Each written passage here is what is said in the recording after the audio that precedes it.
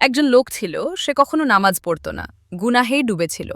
একদিন সে আয়নার সামনে দাঁড়িয়ে নিজেকে দেখল। হঠাৎ বলল, আল্লাহ, আমি যদি এখন মরে যাই, আমার কি হবে? এই একটা প্রশ্ন তাকে নাড়া দিল। সেই রাতেই সে সিদ্ধান্ত নিল, আজ থেকে বদলাবে। কিন্তু শয়তান তাকে বলল, কাল থেকে শুরু করো, আজকে আরেক দিন থাক। সে একটু থামল, তারপর নিজেকেই বলল, যদি আজই আমার শেষ দিন হয়। সেদিন সে নামাজে দাঁড়াল, অনেকদিন পর সেজদায় গেল। সেজদায় কাঁদতে কাঁদতে বলল, আল্লাহ, আমি ফিরে আসছি। কিন্তু সেই সেজদা থেকে সে আর উঠতে পারল না। সে মারা গেল সেজদার মধ্যেই, বুঝলেন?